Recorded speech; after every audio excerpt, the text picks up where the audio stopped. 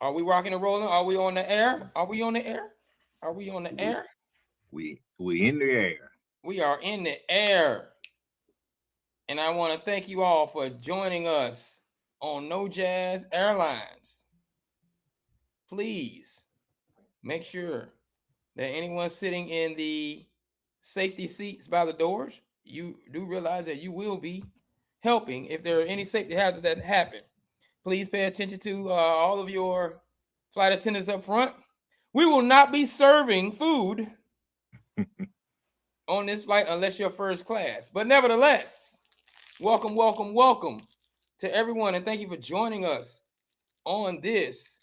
What is a, let me get my date right, January 13th, 2026 edition of the No Jazz Show. That stands for not just another sports show. For those of you who haven't are joining us for the first time that don't know that, and you can catch us. Make sure you subscribe, watch, like, share, and tell all your friends about us.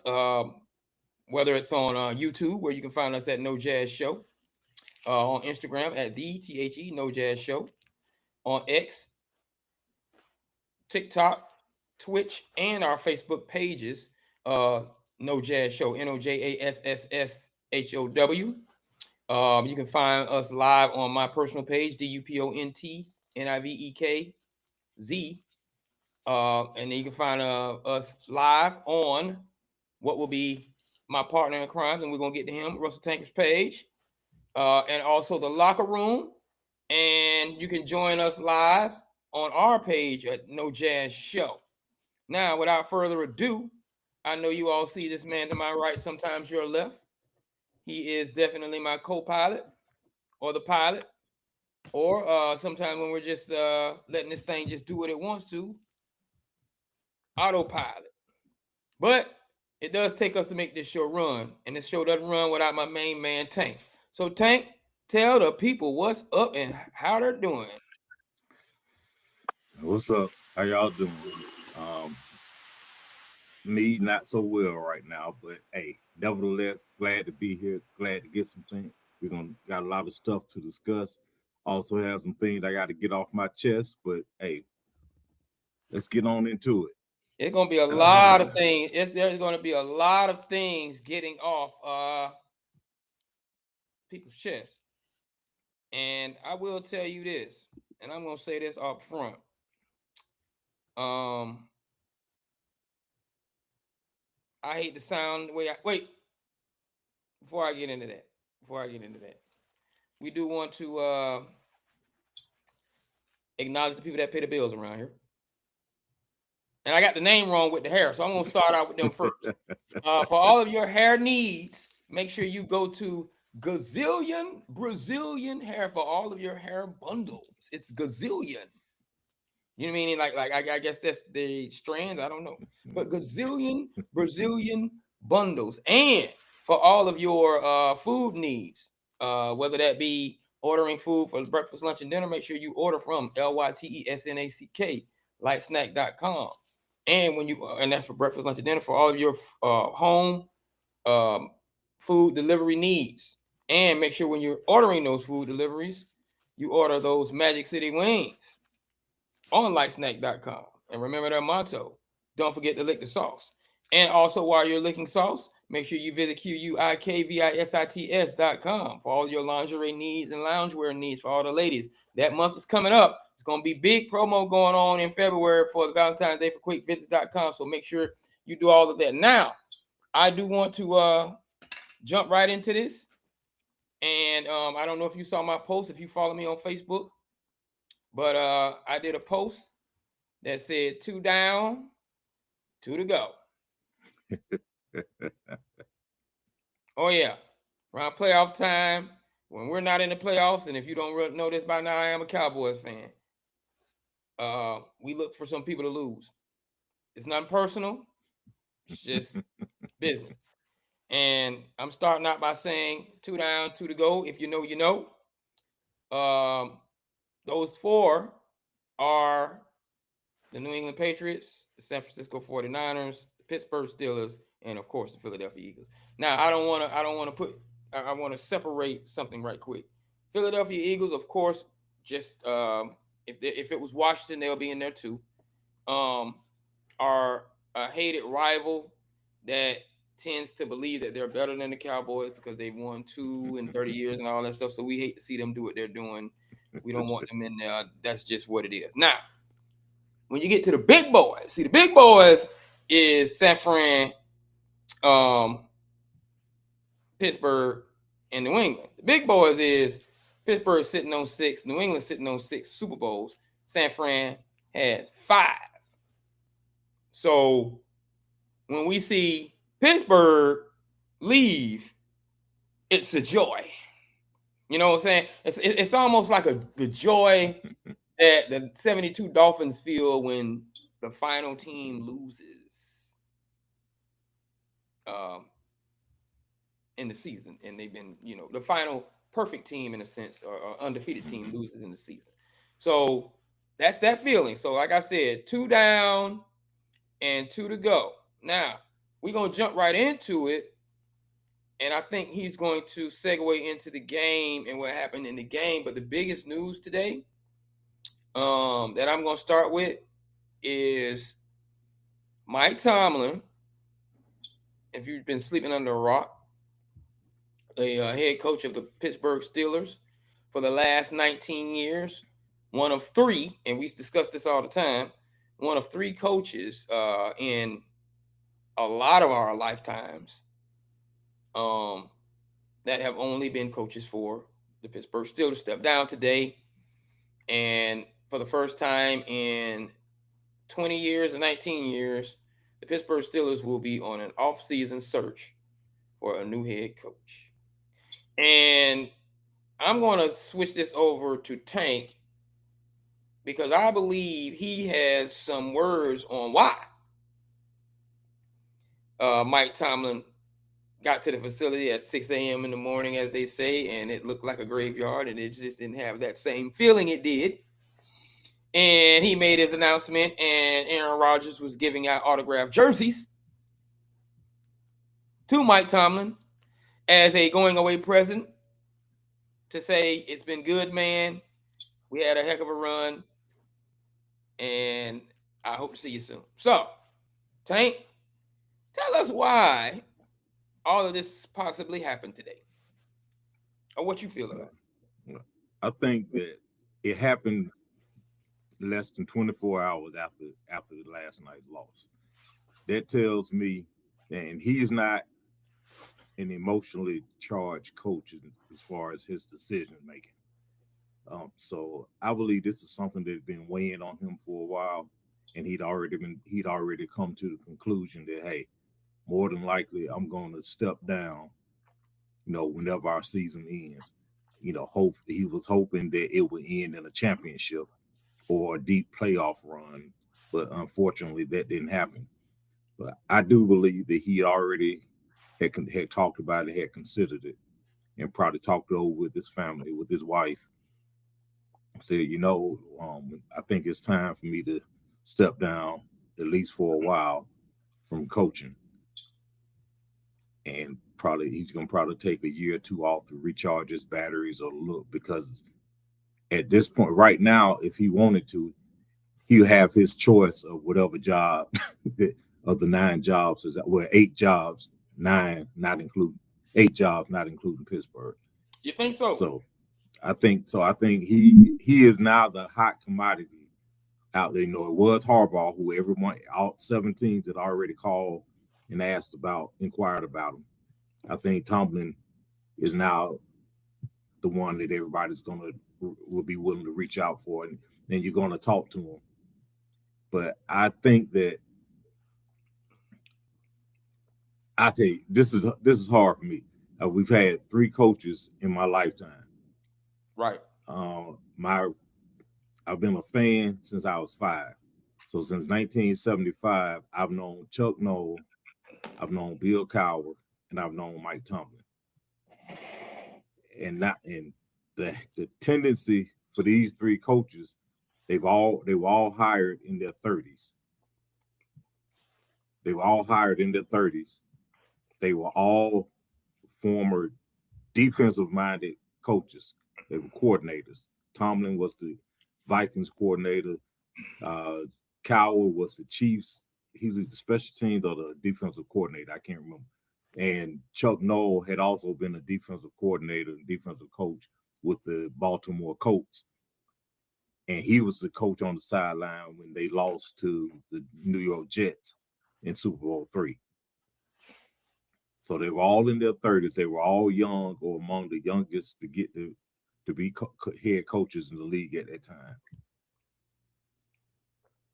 And that now they all stepped down. Bill Cowher stepped down at the age of 49, but he done 15 years.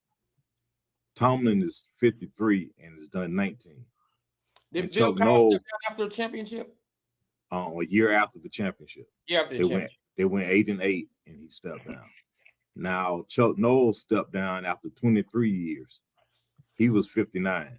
So what's happened with those three coaches, they were all hired in their 30s and all were in their 50s when they stepped down. I mean 49 for Cowher, but basically you might as well say 50. So I expect that they're going to go and get another coach, possibly defensive or offensive, or I hope offensive minded, to take his place. And this is what I have to say to Steeler Nation, particularly the ones who wanted him gone. Yes, I know things weren't going great as far as, but we overachieved again this year because everyone had us predicted to finish third in the division, if not last. Instead, we won the division. We hosted a home playoff game, and we really had no true weapons, and we were handicapped by the offensive and defensive coordinator. They don't know what the hell they're doing. But I'm going to say this, and then we can get into the game. Remember this. Most of you who wanted him gone don't recall how bad and mediocre the Steelers were in the 80s when they made the playoffs only 4 times in 10 years. Some of you don't remember the back-to-back losing seasons with Bill Cowher, and there was talk about maybe it's time for him to go. Or 2004, 2003, when we were 6-10. And to go even further back, a lot of folks don't remember before 1972, Steelers weren't winning jack. No playoff appearances or anything like that. So being spoiled is one thing. Being used to it is one thing. But getting to the point where you're entitled and just feel like, hey, if we don't win it all, hey, you're a bad coach. You know, Tomlin didn't forget how to coach. He went after a quarterback in the first round. The only quarterback who was drafted in one of 2 quarterbacks, if I'm not mistaken, who was drafted that year. And he got Kenny Pickett because he was a top-rated quarterback. So he's tried to develop. He went into the draft to get a quarterback. Went into the draft and get a feature back in Najee, and Najee was pedestrian. Pickett wasn't even pedestrian. Devin Bush was one of the top-rated linebackers coming out. He had a good rookie season. After that, he didn't think that he needed to tackle anybody anymore. There's other players who've all been drafted just the first round picks in the past 10 years who were highly rated coming out of college. And we always say film don't lie. Well, in this case, film lied on all of them. They didn't produce for what we saw on the field in college. With the eye in the sky doesn't lie, but it didn't translate to the NFL. That's not a coaching problem. That player just didn't have it. Hey, y'all better. I hope y'all are buckled in because this is a complete rebuild that's going to need to happen.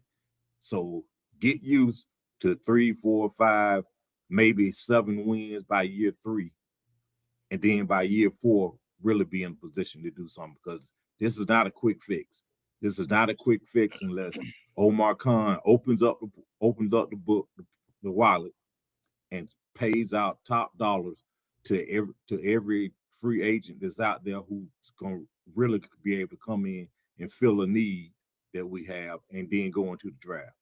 So, yeah, it was sad that this hit me when Cowher stepped down. It didn't really bother me because I was like, okay, he got his ring. Went 8-8.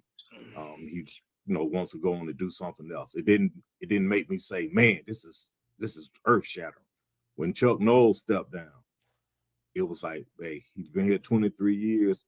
He's done what he needed to do. He got the four titles, but with Tomlin stepping down like this, it hits different for whatever reason. I don't know. It feels different. Now, as far as the game last night, I don't know what the hell Smith was doing. He started off running the ball and was effective. Next thing you know, we aren't running. We're throwing that same old stupid. Let's throw a lateral to the receiver 2 yards behind the line of scrimmage to see if he can run.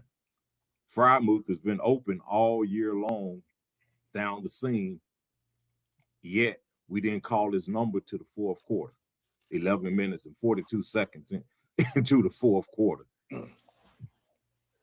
Metcalf, for whatever reason, I don't know if Rodgers deliberately froze him out after he dropped that pass in the first half, or if Smith decided to, hey, we're not going to go to him anymore. But it was awful. The defense was doing its job for 3 quarters. But if your offense isn't producing and you giving them the ball back 3 additional times and you got 3 points, hey, the fourth quarter defense was tired and the defense had given up. And Austin didn't put together a game plan. For whatever reason, he must have told them, hey, let's not worry about stopping the run, because they didn't stop it. It was ugly. I mean, it was ugly. They hung in there for 3 quarters, but after that, the floodgates opened, and that Houston defense, they took over the game. But I can't put that solely on Tomlin, because your coordinators have to do their job. They have to coordinate, and they didn't coordinate a damn thing last night. But it was terrible. I mean, it was gut wrenching, man. It was. If you didn't know any better, you wouldn't have thought it was a playoff game, because one team came out there, did their job, and Stroud did his best to give us the game, and the offense couldn't. There was no spark whatsoever. And everything that I've been saying was wrong with the offense showed his ugly head last night. And I put that on Smith, since he's the OC, and I also put some blame on Tomlin because he should have overrode something. But at the same time, when you got no real weapons on offense, what can you do? Because those running backs are pedestrian. Nobody in their right mind would go into the season with either one of them as your feature back and say, our running game's gonna be fine, because it's not.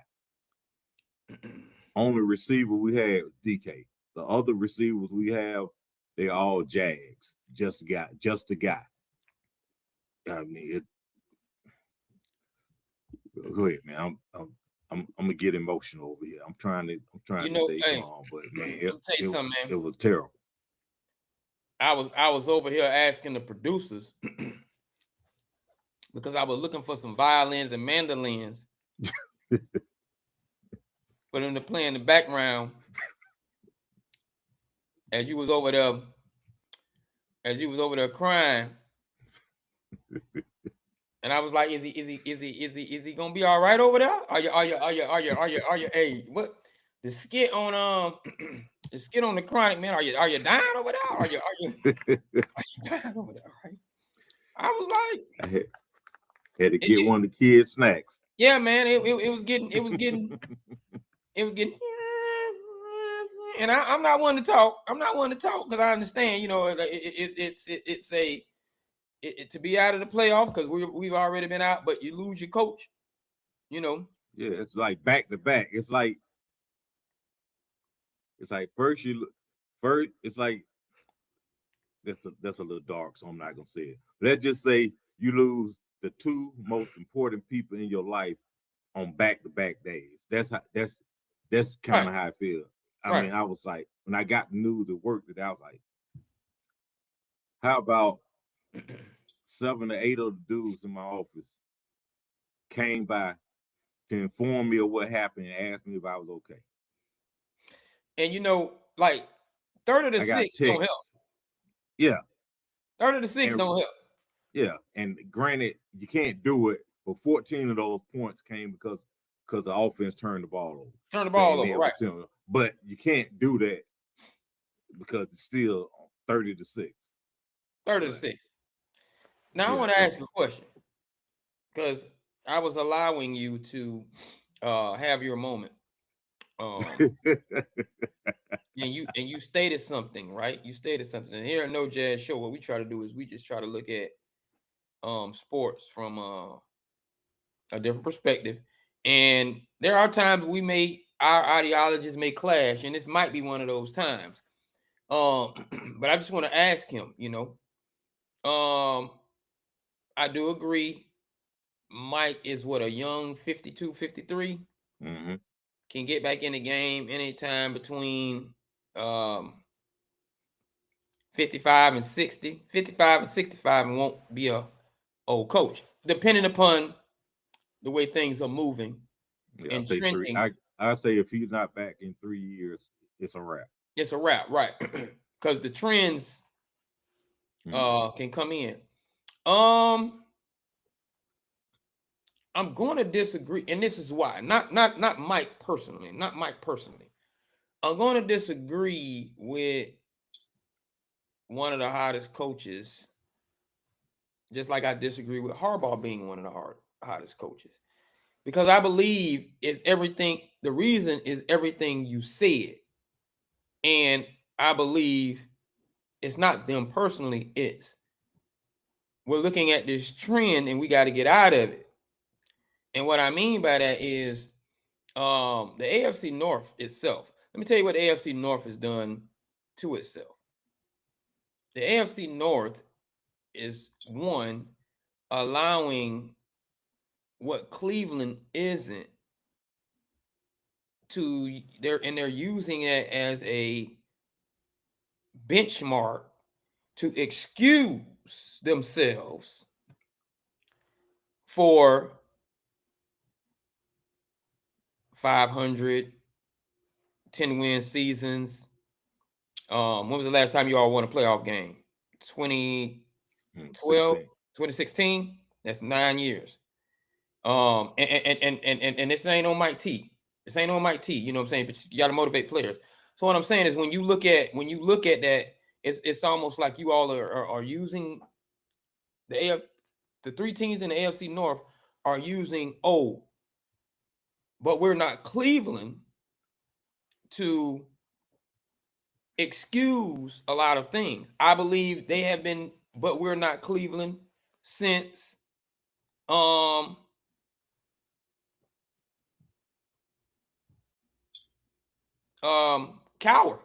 The Cowher era, because I believe it was Cleveland.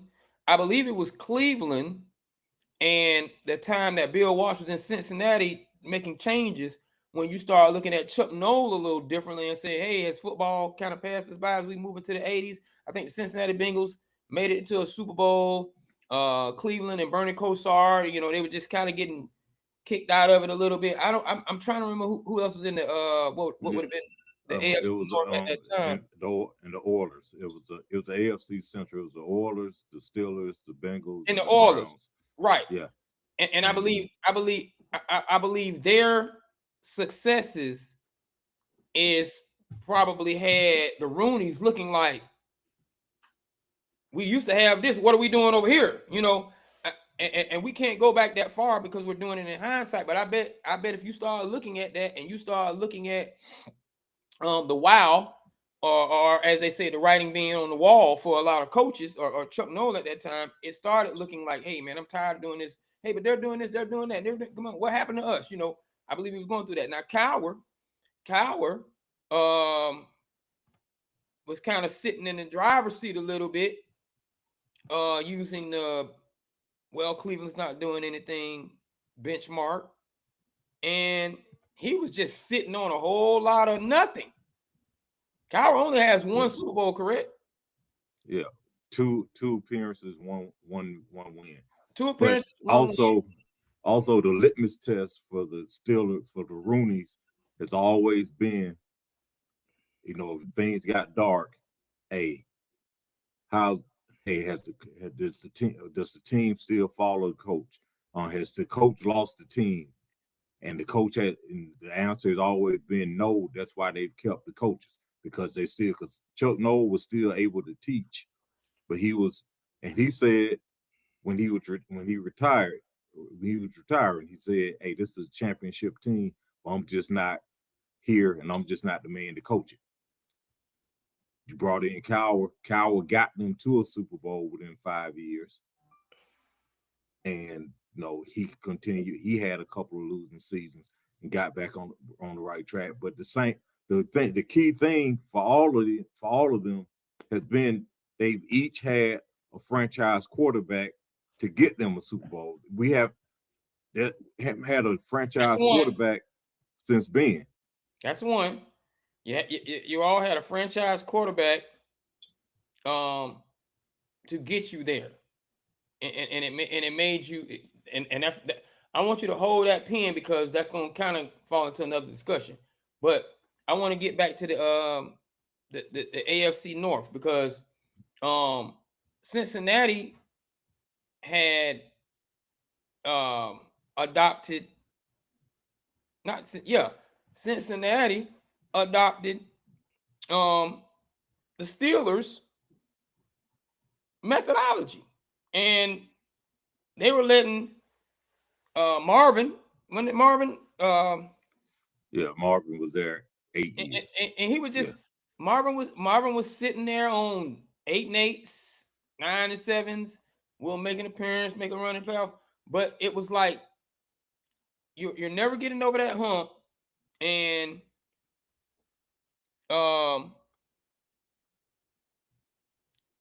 you don't have to do much because we're not Cleveland. And then when you look at Harbaugh's record, you say Harbaugh's hot. Harbaugh literally adopted. I don't think he drafted Ed Reed. Did he draft Ed Reed? I think so. I want to say he did. Okay, but he definitely he adopted Ray. He adopted Ray. He adopted Tony. My man on the end, Suggs. He might have drafted him, maybe. Drafted Suggs. But they had already won one in 2000. And then when you look at when you really look at the order of operation, and you look at what they were doing, they went through a level of mediocrity as well, and a lot of that was getting blamed on Lamar. But when you look at his overall record, he hadn't been there in a while himself, even though they got that little AFC championship game, 2 seasons ago, last season? Yeah, a couple seasons ago. So it's almost like, do you shift the dynamic, and we kind of got to stop with this sitting on these coaches for a while. I mean, it's a good thing to a degree. However, you do see pockets of mediocrity. And when I say mediocrity, I'm not even talking like you see pockets of no divisional playoff game. You're not making it past the wild card weekend. And a lot of teams can say that and see that, and that's what people in the chat, and that's what people on the internet always say. Well, is your team doing that? No, it's not about that. What it gets down to is when you start doing this, you see these pockets of 9s and 8s. Oh, I won 10. and you start sitting on these 10s, but the 10s don't go anywhere, you're not 13, and then you're not 12, you're not growing. Your league overall tends to start being predictable and mediocre. You know, Yeah. and I believe it starts to say, oh, that's why you're not seeing any dynasties anymore, because they have free agency and people can just leave when they want to leave. Nah, I'm starting not to believe that. I'm starting to believe when you start creating these, oh, all we got to win is 10, we good, and then you start hyperbolizing this, you start making this a great thing, because it almost seems like it's a gift and a curse. Yes, it was a great thing to not have a losing season, but did it filter? Did it filter over into, well, all we got to give is Coach Mike T 10, and he won't get fired, and I'll just take the rest off. So you start practicing like you're just gonna get 10, and you start motivating teams like you just need to get 10. And so it's a slippery slope where it comes to that. All we need to get Marvin is his 8, and he's straight. I think with Cincinnati, when they had Marvin, it was because they'd been so bad for so long. They were like, okay, let's give them a shot, because we don't want to go back to what we were. And so I think that's what kept Marvin. But with Tomlin, it was no quarterback. He got the playoffs with Mason Rudolph, Trubisky, Duck Hodges. Who's it was another one too, but a bunch of not even mediocre quarterbacks. How many? And your last Super Bowl was 2010. 15 years appearance, Super appearance, yeah. But also the fact that. But your last win was when? Win was in 08. 08. Hold on, right quick. 17 years. No, you're not as bad. That's a long time. No, you're not as bad as Dallas. You're not. You have 6, and you've been sitting on 6 for a long time now, to a certain degree. My question is, how do you look at that? Do you look at that and say, well, New England is the only one sitting on 6 with us. San Francisco hadn't made it up there yet. Dallas hadn't made it up yet. We're straight. All we need to do is get those 10 wins. Or are you looking at yourself as a premier franchise in the NFL, and you don't have to do that anymore? See, it tends to become like, what? How do you see yourself, even when they're first? I think they still see themselves, okay, the standard is the standard, meaning we need to win the Super Bowl, because they don't throw parades in Pittsburgh for division titles. They don't hang up banners. They don't throw parades for AFC championship wins. They only throw parades when you win the Super Bowl. And that's understood by the coaching staff and the players.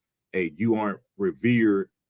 You don't reach that level until you get a ring. Other than that, hey, well, you're a good team, you're good players, but you still didn't do what we want you to do. You didn't do what's most important. I believe that, and we know what's hurt them is the fact that Tomlin always does a good enough job, or a better job than expected, or with what he's got, so that they never draft high enough. They never draft high, or they're never in a position to draft a franchise guy unless he has a precipitous fall down to the teens or later. So it's hard to get that guy when you're never in a position to draft him. Because to be honest, had Cowher been able to get the team to win instead of going 6-10, had they gone 8-8 or 9-8, 8-8 or 9-7, we wouldn't have gotten Ben either. So don't pick Ben. Yeah. So I mean, like you said, it's a gift and a curse when you do it. Because I don't think that they were just trying, all right, let's make sure we don't have a losing season.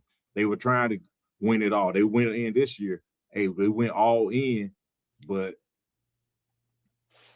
you got an OC and a DC who didn't know what they were doing. You got certain players on the defense that weren't holding up their end of the bargain, and you got an offense that was just putrid. it was terrible. And getting rid of Pickens bit them in the butt. We know why they did, but at the same time, had Pickens been there and you had him and DK, Rodgers would have enjoyed throwing to both of them. But the GM's got the GM is still under contract for 2 years, just like Tomlin still has 2 years on his deal, so you can't just get rid of them. Well, we can't. I think they should, because the offense and the players that we trotted out there who Khan went and got in free agency, we were the newest version of the Miami Dolphins of the 70s over the hill game that went in the early 70s. We became the oldest team in the league over the offseason because of everybody we signed. That's not a formula for winning football. That's not a formula. All right. So I'm going to say this. Another thing that you need, as I was looking at these dates, and we're going to move to the next subject. You might need those Pittsburgh Pirates and those Pittsburgh Penguins to be winning a little something. Yeah, we need the fish to say Pittsburgh to come back. Well, that's NBA, but that would have been basketball. But yeah, it's coincidental that when the Penguins or the Pirates are doing something, when the Pirates were good in the 70s, the Steelers were, and then when the Penguins picked it up, the Steelers kind of picked it up when they were making their little championship runs here and there. But neither this Pittsburgh itself as a city has not seen any form of a finals since 2017. So maybe that level of competition will pick things up. Now, moving on to our next subject. Today's hearing on trans women. Okay, hold on. Trans women. It's trans women? So it's not transgender talking about both of them. See, I don't know. Yeah. Well, it's trans women because you don't hear about men. You don't hear about women. You don't hear about trans. You don't hear about women turning into men. I'm just putting the layman term. Women turning into men, and then saying, I want to play a man's sport, playing men's sports. Right. Okay. You hear about men turning into women who want to play a women's sport. Yeah. Absolutely. So the hearing today on trans women allowed to compete or not in women's sports. Now, I'm gonna say this, man. There's literally a reason that basketball is smaller. It's a reason. And we ain't gonna change the height of the rim, and we ain't gonna change the circumference radius of the rim. But there's a reason why that basketball is smaller. There's a reason why they play less minutes on all levels, and they play fewer games. I believe in high school, don't get me wrong, Rob, I wish you could get on here and tell me, but I do believe it's or maybe college. It's college basketball, men can play 2 halves. Women still play 4 quarters to break it down and keep the game flowing. So I'm saying like as equal as people try to verbalize things and make them feel better about it, the action of the game and the way the game develops is just different from men and women. And there's a reason for that, in order to keep the action of sports. Now, where that becomes, to me, where that becomes unfair is something that still has the genetic makeup of a male deciding, I'm going to play a female sport and not act as if they don't have an advantage. Yeah. Well, I'm gonna play with them because I'm bigger and stronger than them. I'm gonna go play with them. Because most of the time when they go and play, most of the time they look at those athletes who were born male. You see, they weren't even mediocre when they were competing with other men. They weren't any good, but they go over there and compete against natural born women, and they excel. And I don't care what they say about injections and this, that, and other. If you reach a certain age, that muscle mass, that muscle memory, and all those things you've been doing, it's gonna stay there. I've yet to see a trans woman so small that you look like if someone told you that wasn't a natural born woman, you would be like, for real? Right. They still had those things.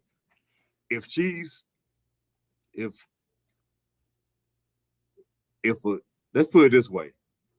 If Shaq had decided, hey, I want to be a female, would people have an issue with Shaquisha playing at LSU, playing high school basketball, playing college basketball? Absolutely. But I'm a woman. I've had the work done. You know what they would have done with Shaquisha? Just like they would have done with Grandma Ma and Juwanna Mann. Mm-hmm. They would have said that she was a woman that was good enough to play with men. She still wouldn't have played with women. Shaquisha. Yeah. They would have said, oh, it's the best woman. Because as a matter of fact, there were some women that they felt were good enough to play with men. They got proven. Yeah. You know, and I ain't gonna say I hope that never happens. That might be politically incorrect, but if there is ever a Shaquisha and she goes and dominates, they're going to think like, oh, we have the greatest. I think the whole thing is we're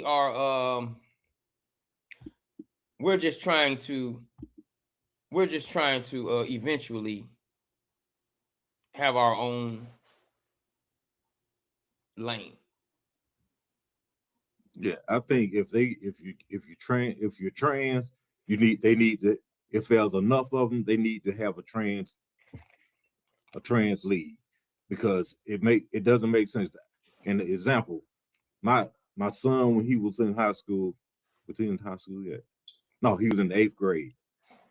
He was playing football, and there was a girl out there who was a sister of one of his teammates, who she ran track, and she was timed as the 3rd fastest girl her age in the state, and he was the fastest guy on the team. So she always wanted to race him. So finally, they went on ahead and raced. Same age. You're a certain age, and you're the 3rd fastest in the state at your age. That's a damn good accomplishment. They raced. He smoked about 10 yards because he pulled up. That's the type of advantage that, now just imagine he was to say, Dad, I think I want to be a girl. And we go through that. He's going to be out there torching these natural born girls because he's just genetically superior in that field. And you costing girls who are putting in the work scholarships, because why do I want to get you the 5th fastest when I can get the person who's the 1st? Or you didn't finish high enough because this sub-caliber guy decided he wanted to be a girl all of a sudden. I just don't think that it's right. They need to be competing now, because if it was the other way around, I don't think anybody have a problem with it, because they wouldn't be a threat. But you can't. I'm sorry, I don't care what they say about the injections and all that. there is a difference, especially after a certain age, when you compete, a male and a female, a natural born male against a natural born female. The only ones that are going to wind up losing are going to be those winning are going to be the ones who are freakish and superior athletes. The women, right. Yeah, not right. not your average one, because most of the athletes in high school are average or sub or below average, regardless male or female. But you got a few specimens, and if it's no contest. I remember when I was in high school, we had this girl. Her name was Faye. I can't remember her last name, but she was thick. I mean, she had some weight on her, but she was thick and shapely. And there was the rumor going around, and she was talking about and had talked with the coaches. They were doing all. She was gonna come out for the football team, and it was a big buzz. And it was like, man, what are we gonna do if she come out here? And somebody asked, well, I said, well, she come out here, I'm gonna hit her just like I hit anybody else. If she survives, she survives. If she doesn't, she doesn't. But I'm not finna get out here, go easy on her and mess around and wind up getting embarrassed because I said, okay, I'm gonna give her a tap like this. And she put her 190 pounds behind it and trucked me. Then what? But you can't do it. Women should not be participating in certain men's sports because they aren't the majority of them aren't physically or mentally prepared to handle that. You know, I remember in high school, man, this is nothing against women, but it's so, and I say use this as a dating technique because a lot of men don't. And a lot of men try to, just allow you to see it because I think once you get past the age of 9 and 10, boys really just start stretching it out a little bit. But in high school, like I think in high school, we had those pep rallies or those be out days or whatever, the case. Yeah. And they'll let the girls basketball team. Shout out to any female that played, rest in peace, Ginger. I knew some girls, man, Kenya Sharon, ballers, Diana. Do that thing. But they'll have like the girls team, on those days, they play me. Like regular dudes in the stands who don't play organized. Like they ain't playing the boys basketball team. The girls team, because it's almost comedic and funny. They play regular guys. And I'm not even talking about basketball gym rats. I'm talking about we about to get regular. I'm not talking about that dude that didn't make a team. Go get Poindexter in the glasses. He about 5'6", 110 pounds. Go get him. Because that's the only way to balance and make their skill set look way beyond and it looked good. Yeah. The thing about doing that is, they beat the guys. Right. See, that we got to draw the line on hyperbolizing that, and I'm not saying that the guys are dorks, because let me tell you, they did that one time, and they had them playing the teachers. And of course, 16, 17-year-old girls playing 30, 40-year-old, 50-year-old teachers, it might be a balance. I had two of them out there that was some old high school. Yeah, their muscle memory winning. Yeah. Muscle memory and competitive spirit. Oh, I'm not gonna I'm not about to just let you. They sitting out. Yeah. Like the old high school basketball coach. Yeah. He gonna sit down in that corner and shoot them jumpers. Yeah, he can still stroke it. On the boys. Yeah. Man, I forgot what coach that was. He was out there like, hey, play with me if you want to. Yeah, but you can't have. It's just not. It's not. Yeah, it's not right physically or mentally to have trans women playing against women. And Because, morally, yeah, I'm gonna say this too. Morally, let me tell you, and this is me taking up for women who want to play women's sports and be women. yeah. You do not want, because there's a competition out here, and sports generate revenue. You do not want them to let the trans women get in, because that trans woman is gonna take a scholarship from a girl who deserves it. Yeah, exactly. She's gonna take an NIL, some NIL money from an actual natural female caliber athlete who deserves it. Because if you let them play, of course the coaches and the boosters gonna be like, "Hey, we got to get on one of them." Hey, let them play. Hey, she can put up 40 a night, or she can put in. So that's where that's the slippery slope that you're falling into when you do that. So you got to be very careful. Just one more. Women, man, like find a league or something, because it's not. Yeah, do something, because it's not. Think about it. Now, she's an exception. Layla Ali. The average woman or the average dude gets in the ring that's her size and is boxing somebody. You don't.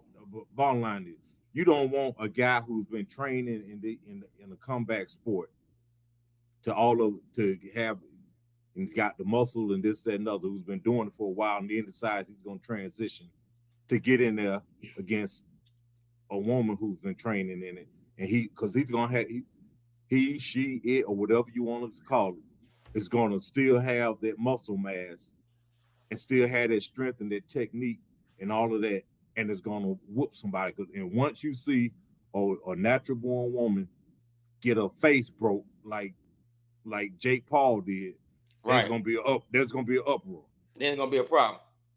Like, they gotta understand, like as good as Serena and Venus was, they probably beaten the 200th ranked man in the ATP. Somewhat way down there like that. As good as they were, he got to be. So, nothing against him, and I ain't mean, I don't want to come out like that. I'm just saying, like, yeah, there's a difference. That man, you don't want the 200, and what it is you don't want the 200 ranked man who says, I want to be more successful, because my 200 as a man is number 5 and 1 as a woman to be playing with women. That's what you take a chance at. Because that's what generally is what's happening for when we do have those. You see that dude wasn't doing anything, and now since he's trans, all of a sudden he's excelling. Right. And it's not right. I will say this though, before we move on. That'd be a heck of a shoe line.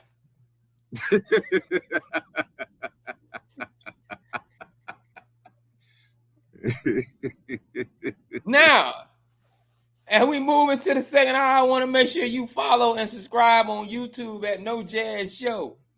Make sure you follow us at The No Jazz Show on Instagram. We are live currently on my page, DUPONTNIVEKZ, and on Tank's page at Russell Tanker, 2 S's, 2 L's, and on our own page, on our Facebook page at No Jazz Show, The Locker Room, Enter Huge Electronic Store. We're there. So, Twitch and TikTok. So just make sure you look at all of that and follow us. Make sure you hit that like button. Make sure you subscribe. Make sure you share. And make sure you hit us up at NOJASSHOW at gmail.com for all of your comments and anything that we may need to talk about, especially the trans community that might have found anything that we said offensive. Please just leave it in the email. And hopefully you didn't, because I don't think we said anything offensive. Now, moving along. Before I go there, we got 8 jobs open now. Head coaching for the NFL. 9 now. Okay, it was Pittsburgh made 9. Mm-hmm. Who's hot? Who's not? What are the hottest jobs, and who looks like they're gonna get them? I think Harbaugh is gonna get one. He think he's going? That I'm not sure, but I think he's gonna go somewhere that's got a what they feel is a franchise quarterback, somebody who's got a defense that can be worked with. So the Giants might be somebody he might be interested in. What would be ironic and funny would be if Tomlin were to decide, hey, I'm gonna go to Baltimore, and Harbaugh came to Pittsburgh. That would be something. But I think the Dolphins' job could be appealing to Harbaugh, to Harbaugh, and to quite a few, because they do have some pieces. You're gonna have an opportunity to get a quarterback.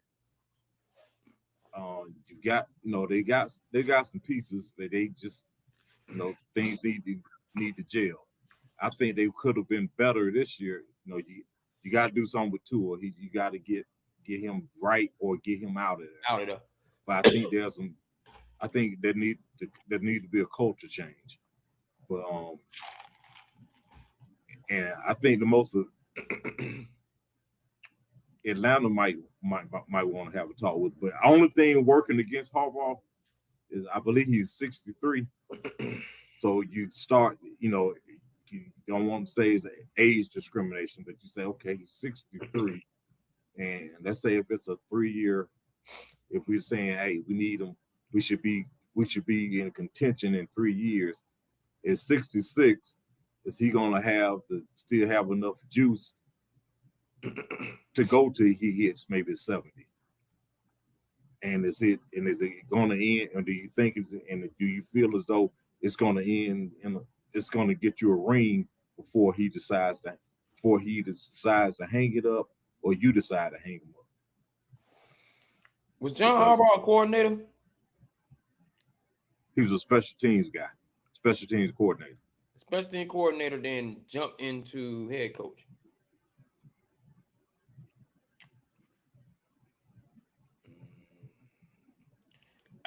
Question.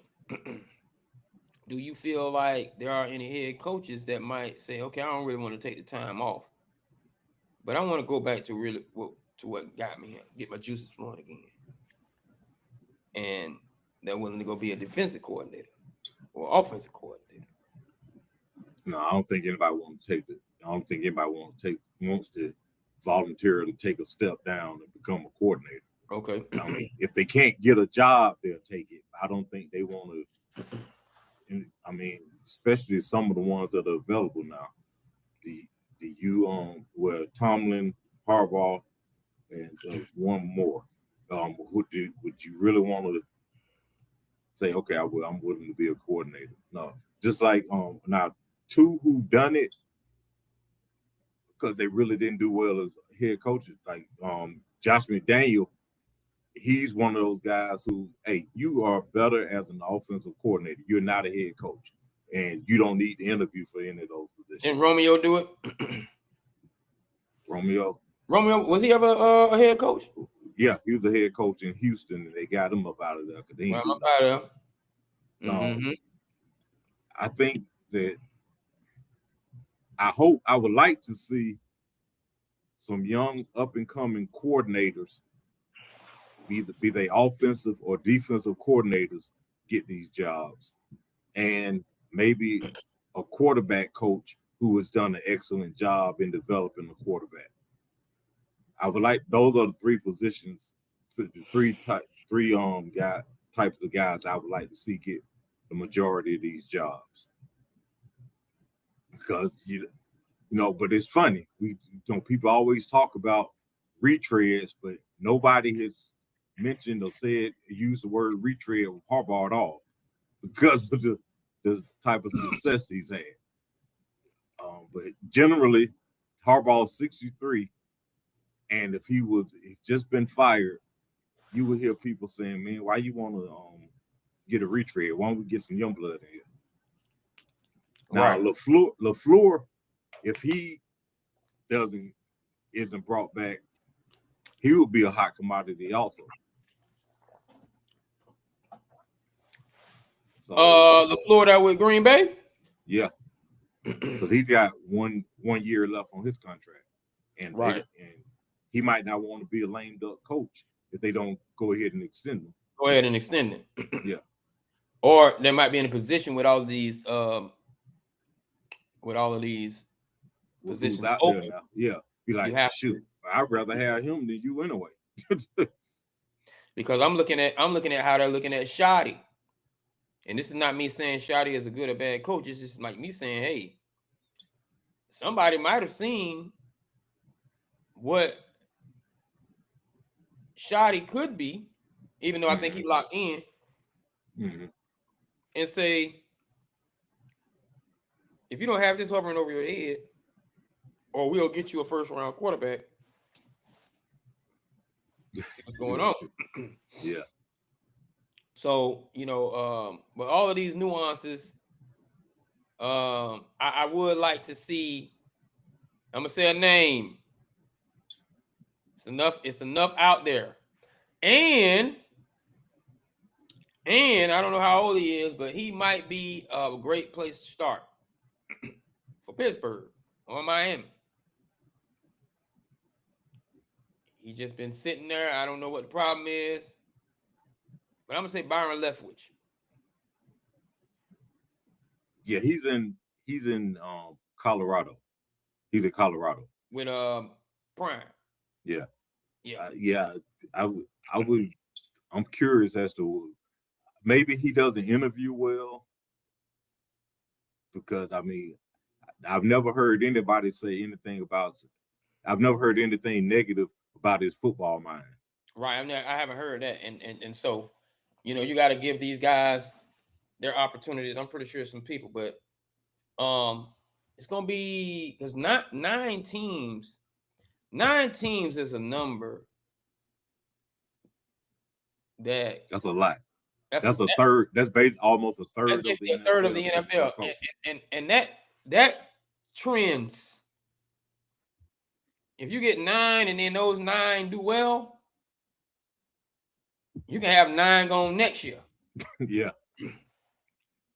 Oh, let me get me one. So we gotta definitely pay close attention, because 9 is a movement. That's a lot. Yeah. 9 could see a lot of quarterback changes, because a lot of people are saying Aaron Rodgers won't stay in Pittsburgh. Yeah, I don't think it. I don't think he would stay there unless you got somebody who was an offensive whiz. Arthur Smith stay? I hope not. God, I hope not. I know there's been some whispers about him getting some head coaching interviews. Good riddance. He's got 2 years left on his deal. They can fire him yesterday. And because Terrell Austin, he's gone. He won't be a defensive coordinator again. His contract is up as of last night after losing. So he's gone. So Pittsburgh needs a head coach, an offensive coordinator, in my opinion, and a defensive coordinator. So that coaching staff is up for hire. But I think that we're going to see there's going to be somebody who's a surprise hire by somebody. It might be Pittsburgh. Pittsburgh previous 2 hires were surprise hires. Let me tell you something. They got rid of Patullo. Yeah. In Philly. And see, if Patullo interviews well, he can look at some 9 teams is like some serious. You might have just been in a bad position, sir. Yeah. you got friction going on over there with Hurts and Brown and all of that. You know, and Sirianni. Yeah. And Sirianni, you might have just been collateral damage and never could get it together. But I think you got something.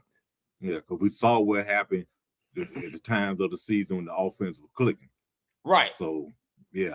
So there's a possibility, because trust me, if they would have had their success this year, he would have been gone anyway. And I'm not talking about fired. They somebody would have hired him. Yeah, somebody would have hired him, because that's what happens, and that's how you end up missing out on things. I think Robert Saleh is. I think Robert Saleh is going to get interviewed and possibly wind up with a new job. Saleh gonna come back, right? And it might be Miami. It might be Miami, or if not Miami, Atlanta. If not Miami, Atlanta. All right. And again, make sure you follow and subscribe on YouTube at No Jazz Show as we go in and we get into this next segment. Go ahead. So, quick. Which job do you think is the most attractive and why?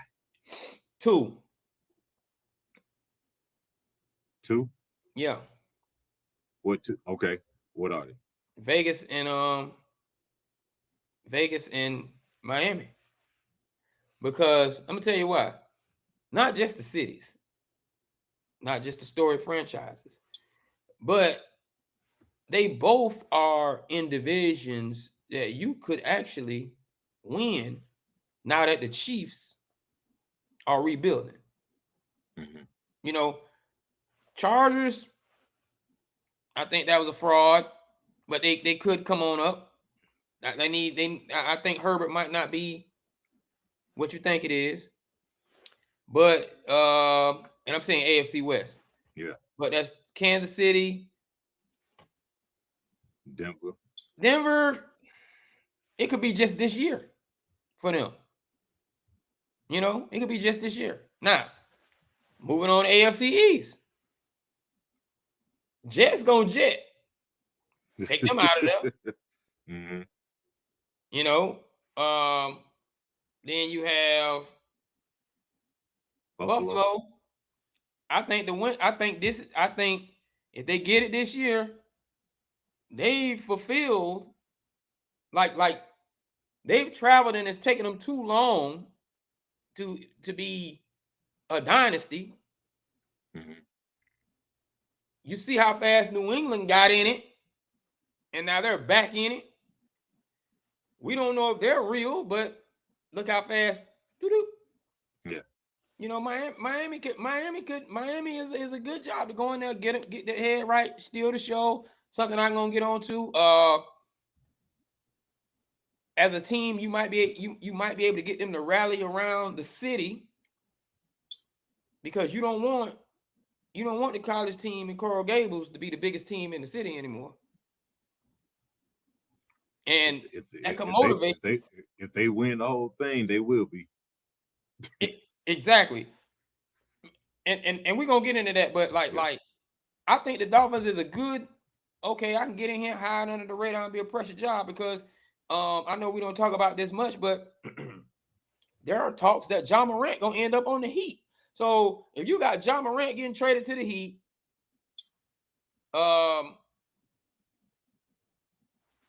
all things go well, and we're gonna talk about that. UM gets the national championship. A coach could go under the radar. Oh, the city happy. They're not worrying about us. Team, come on here and just focus. You know, you're not anybody in the club again. You want to be that? Let's go get that back. You know, so and you can chill in those cities. You know, like it's a gift and a curse. But they're not cities that good free agents are against. It might be the tax franchises. The tax breaks are also something that would be considered, because there's no state income tax. Exactly. So those two are my, the rest of them. Happy to coach. Yeah. Mine, Atlanta, I don't. yeah, because I think Atlanta, like we talked about last show, Arthur Blank is counting and saying maybe I got 3 summers left. I need you to get here, and I think this team is good enough to win now. I need you to you need to win now. In 2 years, you might be out of here because we should already got some. So yeah, I think that pressure is there if you come to Atlanta. But for me, everybody know Arthur Blank and the fans of Atlanta want Kirby Smart for some weird reason. I don't think he's a NFL coach. Exactly. He's not. He's a recruiter. He's winning by recruiting. I mean, that's the name of the game. Right. But for me, and this isn't because I'm biased or anything, I think Pittsburgh is the most appealing job, not because of the talent is there, but because of ownership. Ownership. Hey, we know what we are. We know what we have here. We know it's going to take time, and we're going to give you time. If you start off with 2 or 3 losing seasons, hey, we know we're building something. We're not going to press you about it. We believe and trust in the process. Year 4, you're going to probably make the playoffs. Year 5, you're going to do it. We're going to work with you. We aren't asking for a quick fix. The fans want a quick fix, but we don't listen to the outside noise. We're going to get you what you need. Tell us your plan, how you want to build this team, and we're going to do everything we can to accommodate you and give you time. And hey, 56 years, we've had 3 coaches. The only reason you're here is because we were going into year 57 with Tomlin. And he's on a 2-year deal. He had 2 years left. So we were going into 57 and 58 with him. So you're gonna have time. We got a whole lot of draft picks this year. We got a whole bunch. We can trade up. We can do a lot of draft capital. We got a lot of cap room. Hey, you can build and mold this thing in your image the way you want it done. And you don't have to worry about any outside interference from ownership telling you, hey, the only time you see a Rooney is when somebody interviews him because he's at the owners meeting. Rooney doesn't do press conferences. Hey, well, I know we need to do this. I know you don't even hear from Rooney. Some people there's some folks who don't even know what Rooney looks like because he's in the background just watching. Hey, end of the season, come in. Let's talk about what we need to do to get better. What do you need? What do you need from me? Okay, let's do it.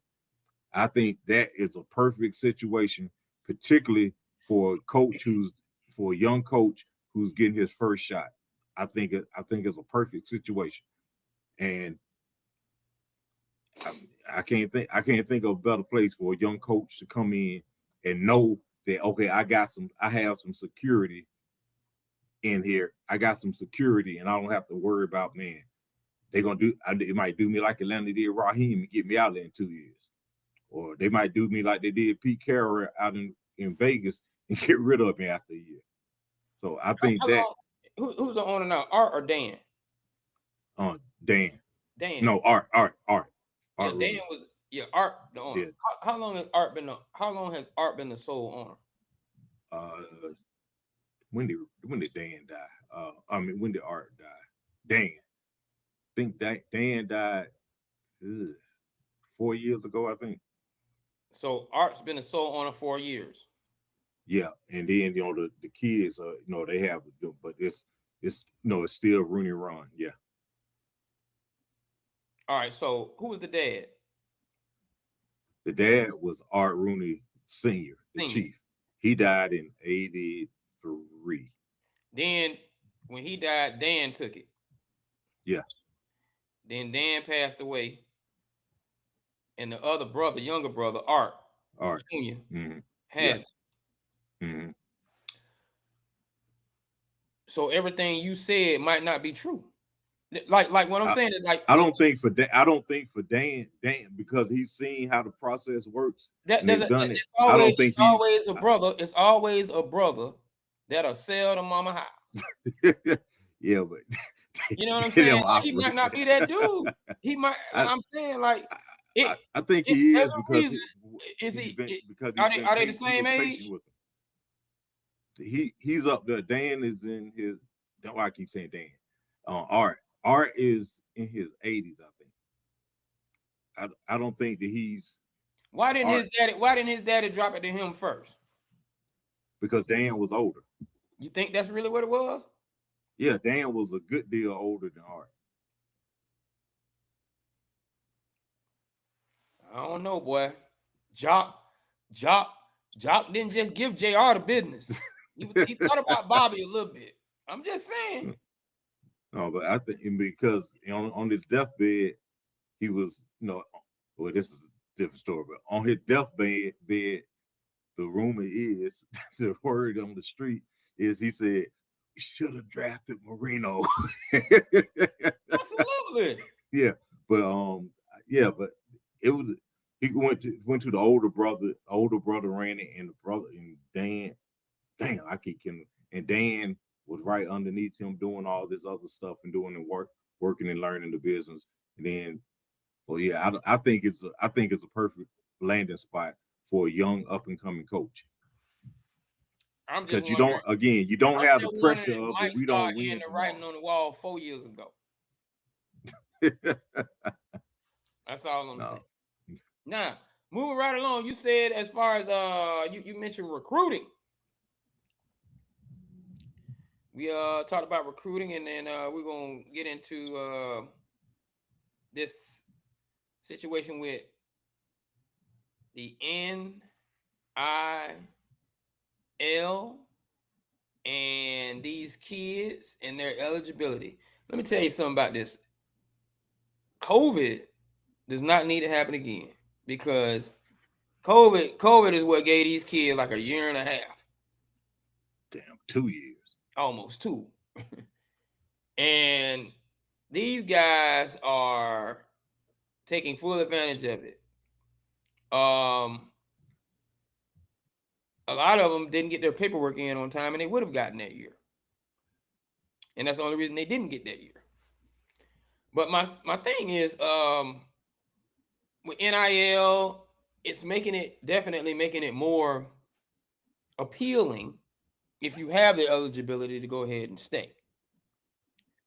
So where do you see, well,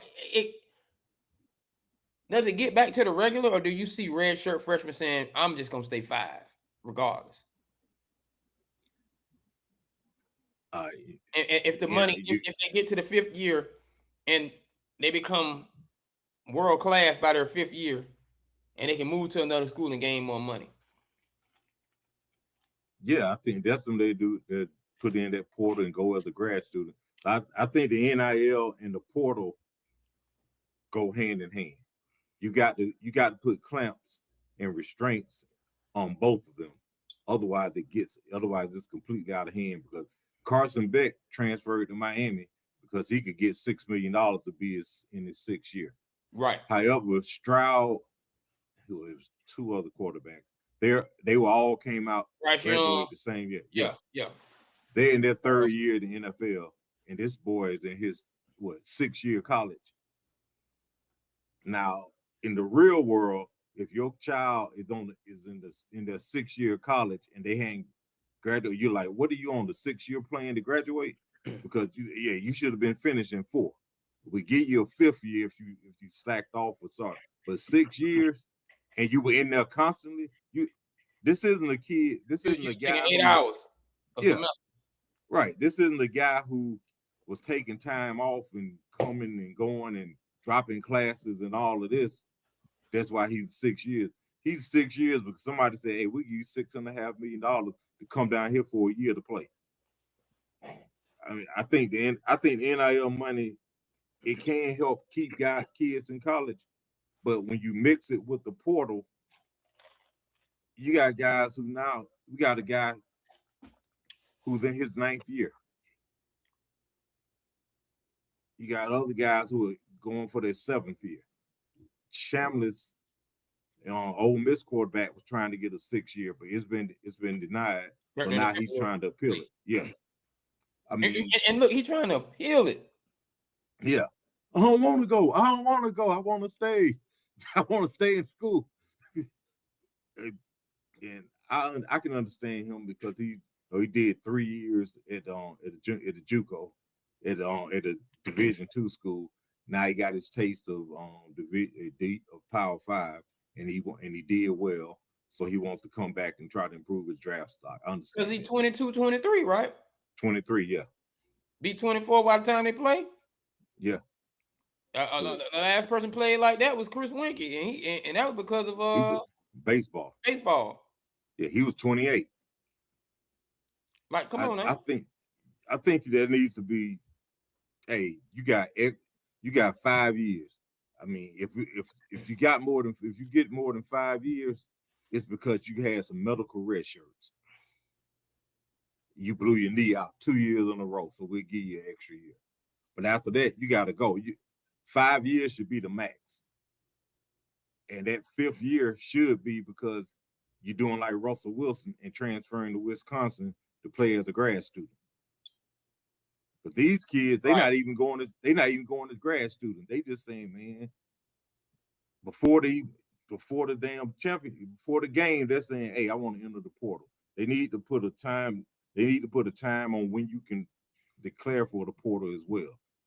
Because you mess up recruiting, these high school kids now the high school kids are competing.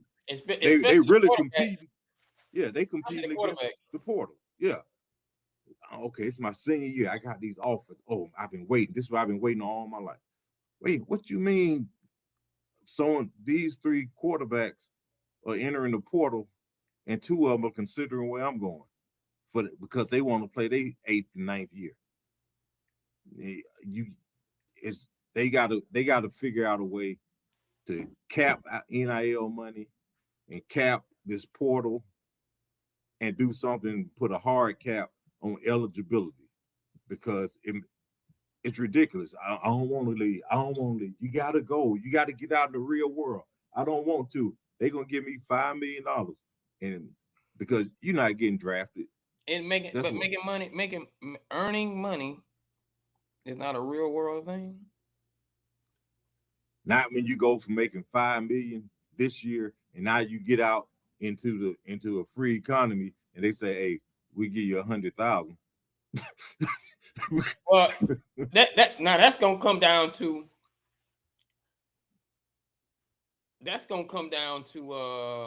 because when you get NIL money, do they take scholarships from you? They don't take scholarship from you. That's extra. That's money that's given to you. But what they need to do, and if you put this into effect, the least y'all can do is call it no jazz clause. We got a few. If you look at our show, we got a few no jazz clauses. But go ahead, Tank. I'll decide I want to transfer. Okay, you want to transfer? Let's do it. We do it 1 of 2 ways. Do it like you used to. You can transfer wherever, but you got to sit out a year, or transfer. You got to go down to a smaller conference school, or you transfer. You don't get, or you go into the portal. You leave, but you're not on scholarship for that year that you get there. You got to earn a scholarship. You got to pay your way through college that year and try to earn a scholarship. And that NIL money that you took from the other school needs to be returned. Right. Because if it was NIL money based on you being here, right? Yeah. Because I think that would stop a lot of that jumping around. Because, man, I signed this contract because you signed the contract not just to play ball there. We know the scholarship is a year-by-year thing, so you're only there for a year. But your NIL contract, is that for 1 year or is that for multiple years? If it's for multiple years, you need to pay back what you did. Yeah. And you need to have to, wherever you transfer to, because a lot of these kids, they don't tell you, a lot of these kids are transferring to these schools. They don't have offers. They jump in the portal. They don't have offers. They just want to leave because they think they're gonna go somewhere and get some money. And the one we don't hear about the ones who do that and don't get a scholarship, don't get in NIL, and now they're the smaller division school, or they because nobody wants them. They got to do something, man, because it's like the Wild Wild West. And before we had NIL money, back in the day, it was you paying players under the table. Man, this a whole lot worse because they just throwing money every damn way to the kids, and these kids not even living up to it, but they still pocketing the money, and then they jumping from school to school. Oh, I can't remember his name now. He was at Georgia State this year. He's going to his 6th or 7th school in 5 years. The quarterback. Maybe you just not that good. Maybe that's what it is. That you got to keep jumping around from school to school. They got to. They got to do something. Find a better competition to win, because it's turning into a strategy. Now I'm gonna say this: 4 years removed from high school, whether you got injured, COVID, whatever the case may be, yeah, you might have 2 years of eligibility on the field, or 3, but 4 years removed from high school. And you say you need to be getting your degree. You say you're 4 years removed from high school, and you think you got 2 more years of eligibility for whatever reason, injury or whatever. I don't want to take that away from you. Mm-hmm. But if you're 4 years removed from high school, you're automatically put into a situation of it could be arbitrary or hearing, which it mostly is to see if you have the eligibility. Or you get the NFL involved, and the NFL does something like baseball does. We take you through a supplementary type draft, meaning they got rid of it. They got rid of that, and they need to bring it back for this because okay, if you get drafted by us, we can get the rights to you. Mm-hmm. But the rights are going to be like AAA ball. You can still stay and play. You can still stay and play in college, right? Mm-hmm. But if you get drafted by us and you sign with us, we have the rights to you. You go play. Yes, we're taking a risk. You're going to get hurt in college, but we're taking a risk looking at you anyway. Yeah. Mm-hmm. We will pay you. But if we need you within the season, you coming on up. You come on up. Can't go back if you come up. We call you up, can't go back. It ain't like baseball in that degree. You can't go from AAA to the majors, and usually it don't happen unless you're injured. You can't go back. So if we lose our starting quarterback and we down to 2 on the roster and we need 3, and you ain't gonna play, and you looking at a national championship, guess what, buddy? You coming up. You're coming up. And that's the end of your college eligibility. And that's the end of your college. And what that does is that releases money for me. That releases money for the pure high school guy. Mm-hmm. Whatever position you all want to put that on. That releases money for the pure high school guy and a scholarship for the pure high school guy, because you're going to say, oh, you know what? I'm taking a risk that he might be going game 3. He might be looking so good. He might be going game 3. Let me get my high school kid up here to get him fresh and prepared. Yeah, and that kid, the one who's in the supplemental draft, that team that has his rights pays for his tuition and everything. Yeah. Pays that. So it doesn't cost the college nothing. It don't cost the college nothing. Mm-hmm. Your portal, you still can play that last year because that's a farm league to us now. Mm-hmm. And I'm probably, if I'm doing something like that and I got your rights, I am more than likely getting the kid that's oh, they run a 4-3. He does this, or they run this type of offense. He gonna already be ready. So Yeah. they're not going to just get anybody. Yeah, they can get somebody who specifically fits what they want to do. What we want to do. The only time that they probably wouldn't fit is if we change coaches. And you're probably farming coaches too, to a degree. So I'm thinking it needs to be something that, because, and I'm segueing into this right here. The strategy of these 23-year-olds, average teams, it goes a little beyond what we said as far as national championships are concerned.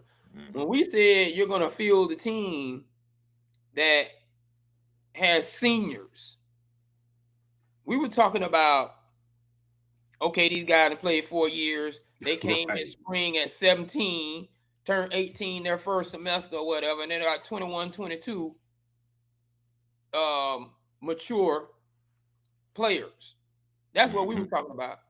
We're not talking about an average team of the average is 23. So guess what? If your average is 23, you got some 22-year-olds and some 25-year-olds on your team out there who came in as 3 stars and they developed into 5-star by the time you 24, 25.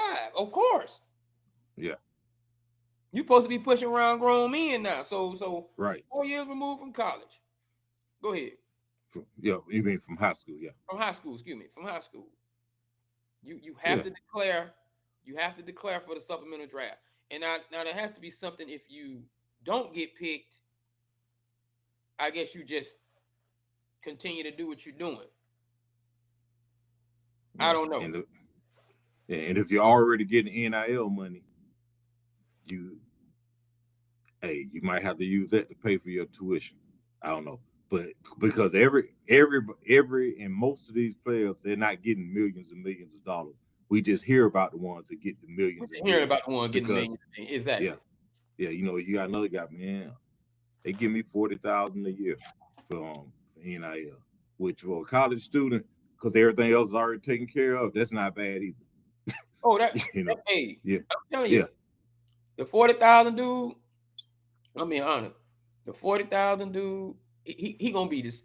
He gonna be the same way any rookie would be who signed for who's the first round, second round guy, and the guy making a league minimum. You gonna go get that high price apartment and try to impress them girls, and the girl gonna be like, "Oh, he making $5 million NIL. How much you making?" You're not gonna tell her league minimum. You're not gonna tell her 40,000. You're not. Yeah, because and you know that's what's going on. That's the same thing that happens when they get, like you said, they get to the NFL. They're trying to run with the big dogs, and they can't afford it. I know a guy. I ain't talked to him in years. He used to play for the Falcons. I ain't gonna say his name. He used to play for the Falcons. He was there when Deion was there, so they were teammates. And he said that his problem with his money, because Deion would go and do this stuff.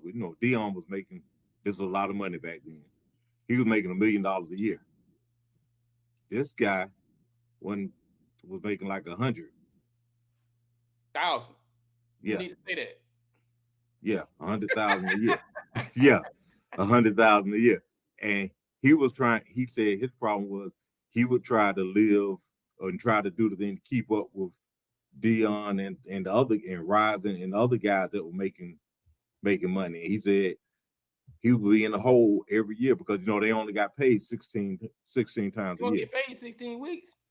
Going to management in the off season, hey, can I get a loan on my? Can I get a loan on my salary? Because I don't. You start getting paid again in June when training camp starts. It's decent. It's January because they want to go into the Super. They want to go into playoffs then. It's January. I don't have no money at all until camp starts.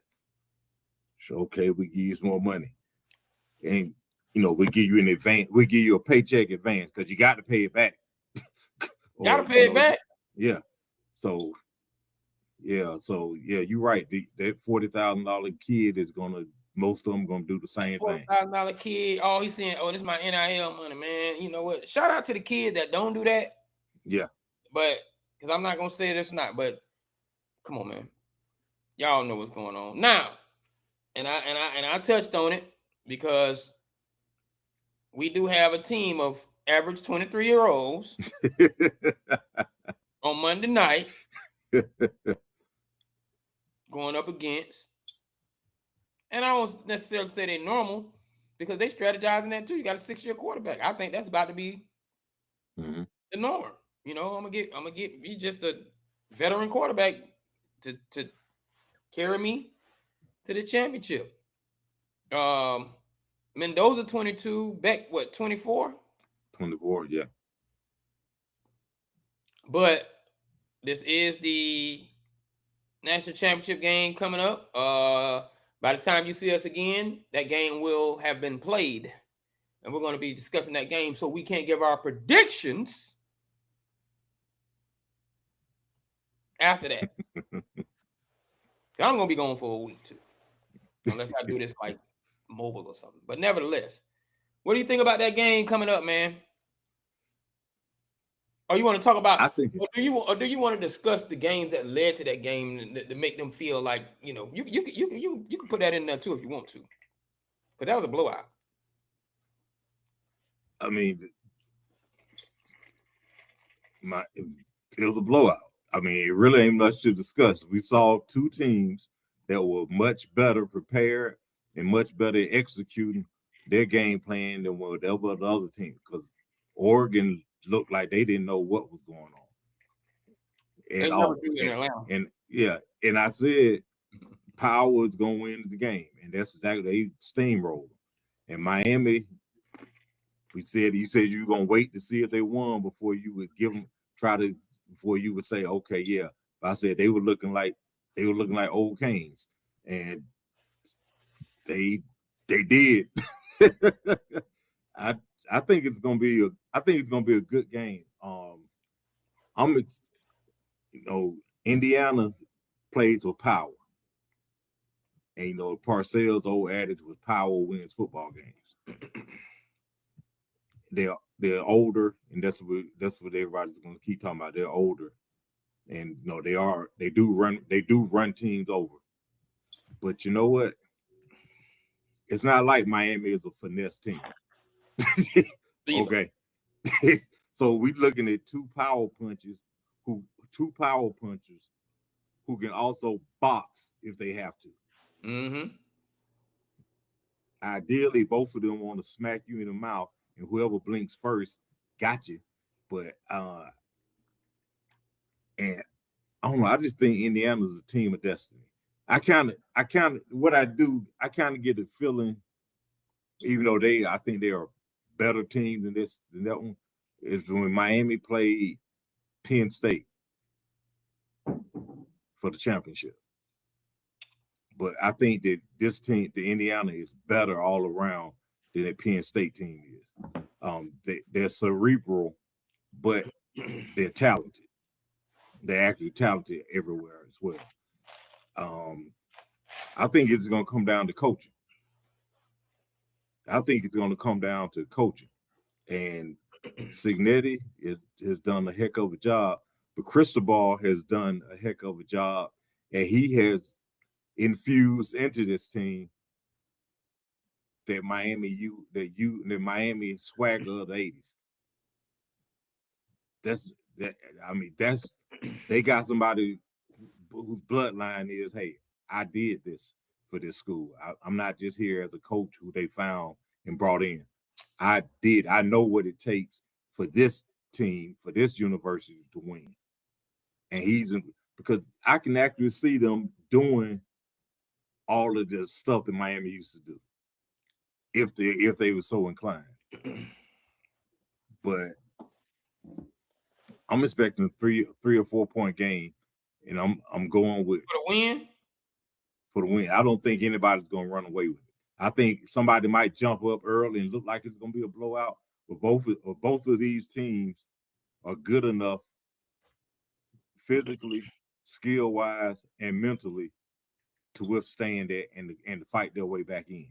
I don't think either team will panic or be too big for the moment. I think they both feel as though they're a team of destiny. And I'm sorry if what is this name? I can't Mendoza.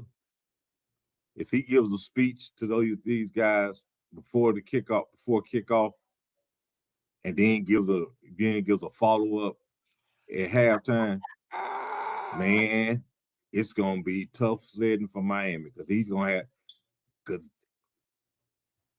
he's such an eloquent speaker and sincere with it. I think he's gonna get those guys motivated. I do think that those guys want to prove. I think they like him so much, or love him so much, because he's one of those transfer portal guys who just got there. Right. Yeah. And I think they want to win one for him. And I think that he wants to win one for them.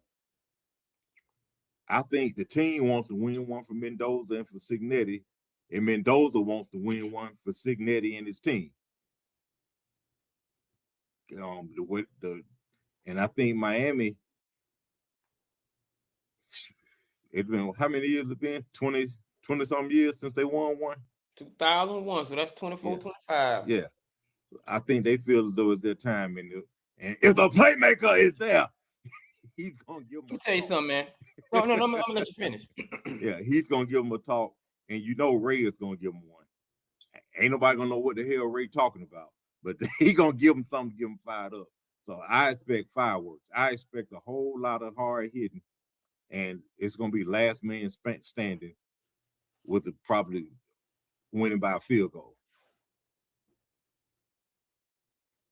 I love this will be the best one we've had in years. I love the mystique because the young man that caught the pick six against Oregon, from Hollywood. I think they got like 4 of them coming home. Yeah, Mendoza's coming home. And then, of course, it's hard to root against your own kids. But it's the youth. You know what I mean? It's the youth. And I'm going to tell you straight up, I don't see a problem. I don't see a problem. I mean, it might be some bumps, but I don't see a problem. Here's why I don't see a problem. This situation, this atmosphere is going to be like a soccer game in Colombia. Cuba, one of them third world countries where, you can't go home with a loss. Family end up missing with a loss. You know what I mean? It's like it's serious. Mendoza and the other little young man, oh man, y'all played a great game, man. You know how, they come home. But them kids in that U uniform losing at home? Oh no. Not in your backyard. Not in your backyard. And I'm gonna say this too. I said this the other day, and I meant what I said because I knew this historically. And I noticed you brought up Penn State. You stayed away from that other one though. Which one? That Orange Bowl in 1988. The last time, I know it was the last time Miami hosted a national championship game in the Orange Bowl, but it might have been the last time that the home team has hosted a national championship game on their home field. And you know who walked in there? An undefeated team. You know who else walked in there? An undefeated team with a very stoic and strong and football minded, and came from a football program that was just in the it came from a football program. Matter of fact, both coaches, to be totally honest, came from a football program that was just in the national championship 2 years before, and that's Arkansas. People thought Barry Switzer was what my boy name is Indiana. Signetti. People thought Barry Switzer was the Signetti of the 80s. Definitely 87 to 88. And I said this last time we talked. They came in there wearing that burgundy or maroon, or whatever you want to call it. Shining. Unfavored to win. Miami had won in 83 and was still considered an upstart. Yeah, what happened? I think we just lost a viewer. Dante Jones, who we had on before, who played at Oklahoma and played in that game, and to this day he can't stay in Miami. So Dante, this wasn't me. He brought this up. It wasn't me. Dante, you played in that game? Dante, if you there, I want you to tell Tank how much confidence y'all came in there undefeated doing down there in Miami. It was 20-14. Don't get it right. You all played a great game, but something happened that night, and you know what happened, right, Dante? That whole I remember people. Like I said, I remember people like Barry Switzer ain't gonna let like Barry Switzer had gone the whole season with that same type of persona that Signetti be doing. I've seen this before. But all I'm saying is that atmosphere down there, man. It's gonna be electric. It's gonna be something. People are not playing around, man. We got to bring this home. I'm not like the only thing. See, this could work. This could work either way. This could work either way.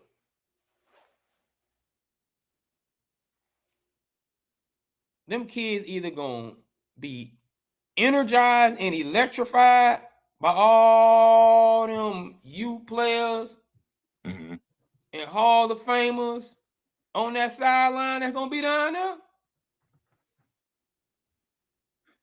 it's gonna truly be a home game, or it's gonna shake them. I say line up. I say line up a few of them Hall of Famers from the U on Indiana side and ask them, hey, where y'all Hall of Famers at? Hey, this is what we do here. And start talking that noise on their side of the ball. Instead of talking to our kids and swap it at halves. I'm serious, man. Like they don't. They're going to remind them kids that is not a real program over there. That is manufactured this year. They are trying to build something. What they say? That man would have to go undefeated. He'd have to go undefeated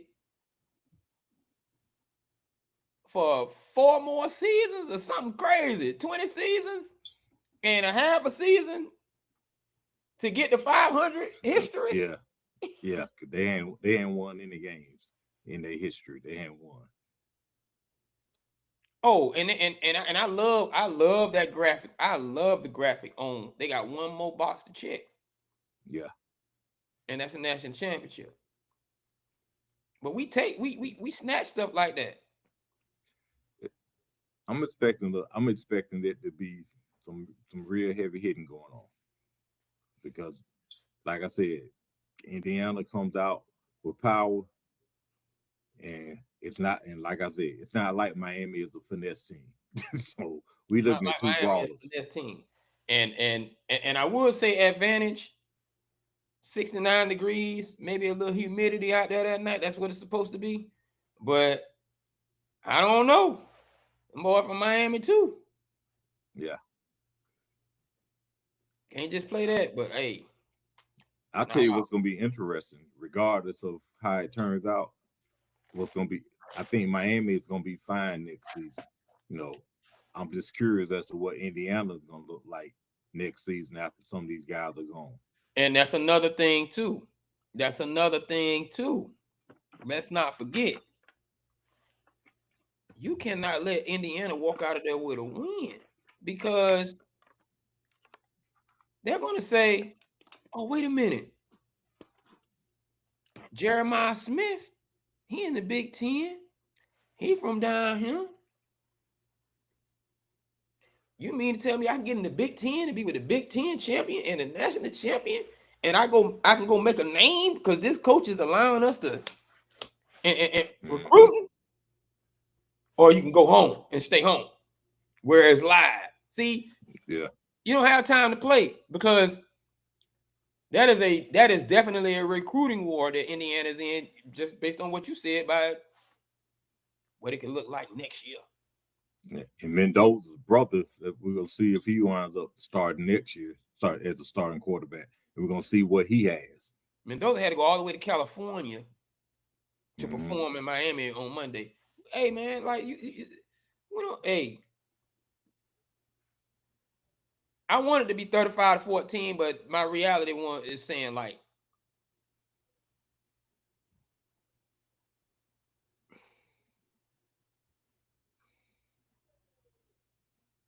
my reality is saying 35-14. You got to smack them. Hey, I'm sorry, man. Y'all might think I'm disrespecting, man. It's not even that. You got to smack them. You got to smack people who like it's you want a great 35-14 is like, okay, it was a good game and it burst open. Scope. 35-14 Miami.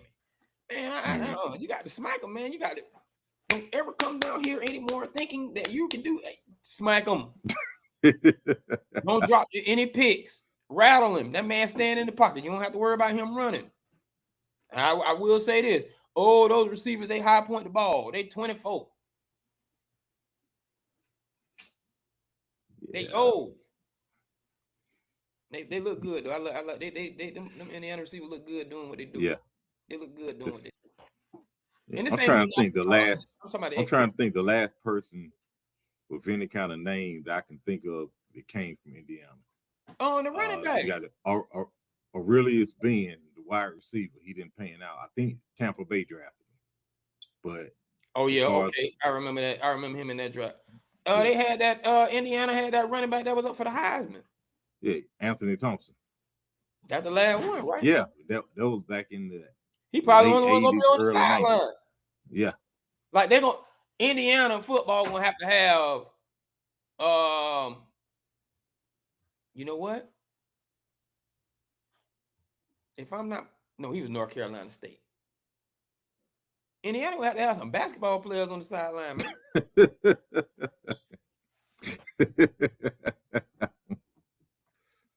Yeah, but it's gonna be packed, and it's gonna be a lot of Indiana Hoosiers in the stands too. A lot of fans. That is. Hey man, let me tell you something.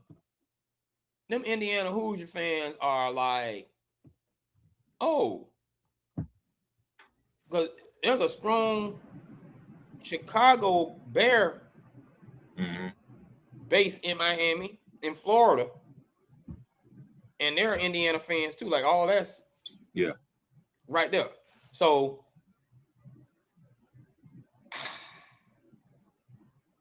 I don't know how much burgundy or maroon, whatever you want to call it, might be in there because there's gonna be a lot of orange and green. But I don't see. I think them people stayed in Atlanta for the week and say we're gonna come on down. I'm serious. They just stay here for 10 days. We're gonna travel on down in a minute. But we got to smack them, man. We're gonna see. You predicting blowout. I'm predicting 3 to 4 point win for Indiana. If it's a 3 to 4 point win, because I like great football, and I don't want to go outside of that. And when I say blowout, that is not to disrespect Indiana and who they are. It's the expectation. Like I want to be celebrating the whole fourth quarter. You know, I don't want them referees to cheat them boys at the end of the game. Like I don't want them referees to be looking around like, wait a minute, I am in Miami and I need to make it to the car. I don't want them to take a call away from Indiana that they deserve because they're scared. I don't want that. Right. Smack them. Let's get this over with. Yeah. And let's not have, if it comes down to the last play, let's not have a flag that comes out 5 minutes later. Yeah, let's not do that. Let's not put ourselves in a position to have a flag come out home cooking. Oh, they didn't want Miami to win, or they didn't want Indiana to win, whatever. You don't catch all. Hey, them always coming to play. Both sides coming to play. But I just think, like I said, in 1988. Sorry about this, Dante. That same burgundy or maroon and a Stoic coach came in there too. Came in there too. Hold on, matter of fact, yeah, it was 7, and then Oklahoma came second quarter and scored 7. Then Miami kind of blew it open with 10 in the third, and Oklahoma scored 7, and Miami scored 3 in the fourth. 20-14. That's pretty good. Mm-hmm. You know what I'm saying? I'm looking for something like 14. Then Miami, take their foot off the gas, and then it end up being 14-10. Second quarter, it looked like it's doing something. And then third quarter, 14. Open it up. Yeah, 14. Bam. And then you just boom. Score another 7, and they get some old against our third string. Get the other 14. They just like that. I'm serious, man. Hey, it got to happen, boy. Win that toss, score before. Hey, all this is got to smack them. Got to smack them. And you know what, Indiana? Let me for anybody watching, let me clarify one thing too, because this is not me bragging. It's really not. It's more mystique here that I'm talking about. Indiana, you're just the one that we're going up against. But the truth of the matter is, you got to smack them. You got to smack them for them fans in Gainesville talking all that noise. You got to smack them for them crybabies over there in Orlando at UCF talking about, oh, we should have got in. They should have let us in. You need to smack them. You need to smack them for that other team in Indiana. Notre Dame, yeah, South Bend.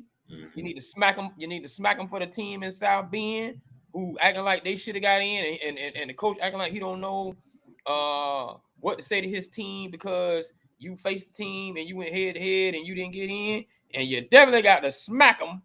You hold on, not definitely yet. You got to smack them. You got to smack them for that team in Alabama who swear they us and they're not us. You got to smack them. You got to smack them for that team in Athens, Georgia, who be trying to front like everybody against them. And we took your boy, and your boy took us home. I need him to coast. And you got to smack them. You got to smack them for your cousin. You got to smack them for your cousin out there in Oregon because they smack your little cousin, boy. They smack you good, boy. You don't let your cousin go out like that, Ibis. They smack your cousin good. You got to smack them. And you definitely, without the shadow of a doubt, you got to smack them for them haters up there in Tallahassee. Because them jokers there are the worst. You got to smack them for FSU. Anybody from Gainesville to Tallahassee that's not rooting for Florida right now, smack them for them. So you want to smack with a purpose. It has nothing to do with you personally, Indiana. Nothing. Yeah, with a purpose. Yes. Yeah. It should be a very entertaining game. And a good way to cap off. It'll be a good way to cap off Saturday and Sundays on NFL games too. Absolutely. Yeah. And I'm gonna tell you something, boy. As we get ready to close, you have definitely been. We appreciate you joining us here, and make sure you follow and subscribe on YouTube at No Jazz Show. And we are on Instagram at The No Jazz Show. We are live right now on my page, DUPONTNIVEKZ, and Russell Tank's page. We're live on the Locker Room. We're also live on No Jazz Show page and Twitter. I mean, not Twitter, Twitch, TikTok, YouTube, etc. Said all that. Now, I'm saying this. The NFL did a fine job this weekend, boy. Those games, with the exception of that Monday night game, Yeah. they showed you why you can't compete with them competitively. Yeah. I got to give them their props. Shout out to the NFL on that. Shout out to the NFL for playing those games the way they played them. They did a very good job of those games.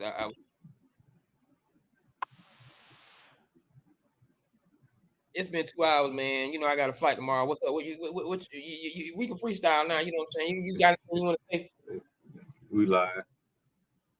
We live. Yeah. That's what you're saying. Yeah. Yeah. I do have one thing, and then we'll be out. I read something. Make it the last word. Yeah. Okay. All right. I read something from Kurt Warner, and he said that he was excited about finally being able to vote on the All Pros, and that was great. But what I liked about what he said was he realized he's not qualified to vote for the All Pros at all these positions. He's qualified to vote for the All Pros at quarterback, and he can do some at receiver. But he said he thinks that that what they need to start doing for voting for the All Pro teams is having former players who play a specific position be the ones who vote All Pros at those positions, because they know better than whoever else.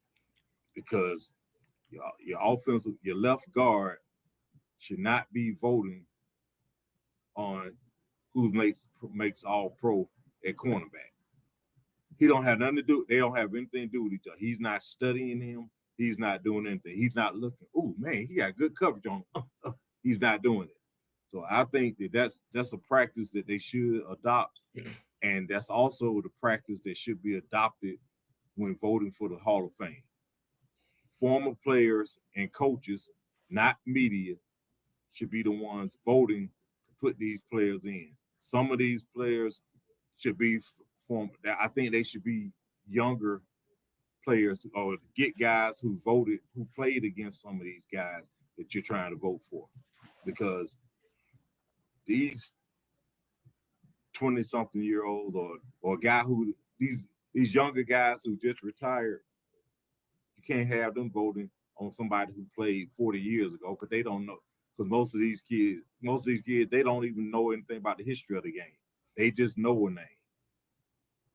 They talk about Deion all the time, because now he's coaching, but he's always had himself out there in the media, and he's pushed the narrative that he was the best corner to ever play the game.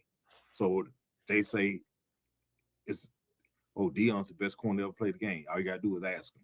Or so-and-so said he's the best. So, but I think players and former players and coaches need to be the ones voting on eligibility for the Hall of Fame, and former players that played their specific position should be voting on who makes All Pro, not just a couple of guys voting for everybody, because they don't study all that. They don't look at all of that. They look and pay attention to and know the position best of what they played, not something else. Because I don't think there's too many centers who are going to be able to tell you how good a safety is. Because if things go right, they never even meet each other on the field. So y'all need NFL. Y'all need to revamp All Pro voting and Hall of Fame. You need to revamp voting for Hall of Fame inductees. Hey, let me tell you something, man. I saw that myself, and that was not going to be my last word, but that was fantastic what Kurt Warner said, because I remember a quote. Warren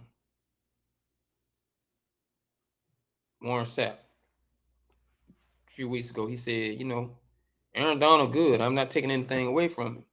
Mm-hmm. but I don't know who he went through. Right.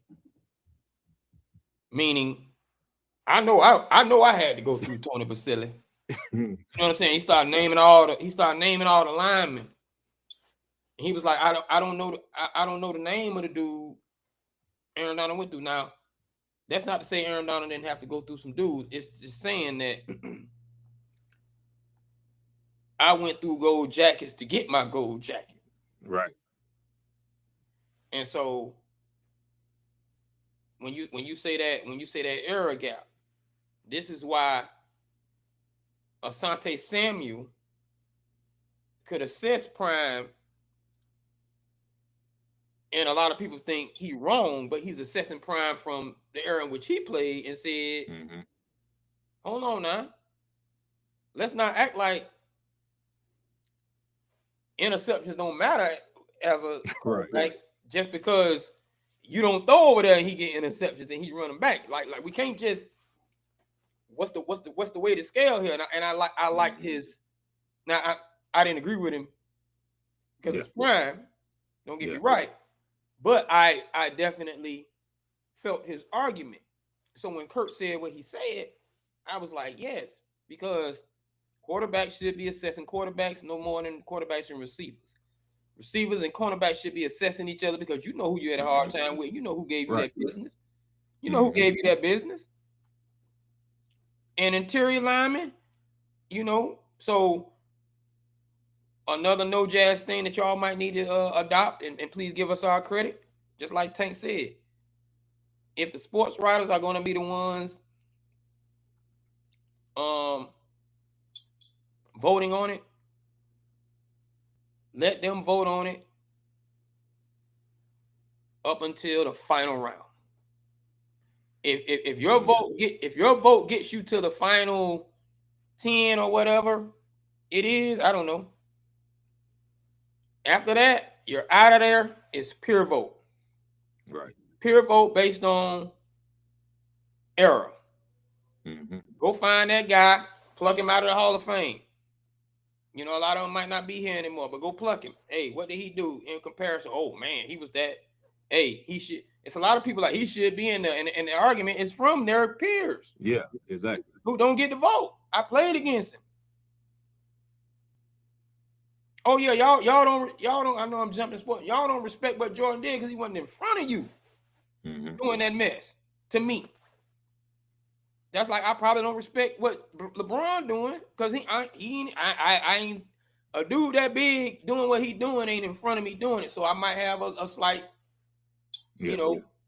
bias towards the dude that was doing it in front of me. I get all of that. That's why I love what Kurt Warner said because, and I'm not taking away from the last word. And talking about how I love what Kurt Warner said. That's real. That like I don't know. I know if I get hit. Somebody didn't block somebody. Orlando Pace didn't do his job because I'm looking for Isaac Bruce. I'm looking for Torrey Holt. I know I'm up the field because I feel like on my left side I'm protected. But if I ain't never get hit, maybe I should have went after the game and asked the dude, what were you going through with Orlando Pace? Because, man, I felt very comfortable back here. He was doing great, and that's what he's saying. And I totally agree with that point. Great last word. Should have been a topic, but definitely a great last word. And since I elaborated on that so much, my last words for the night are just going to go like this. You got to smack them.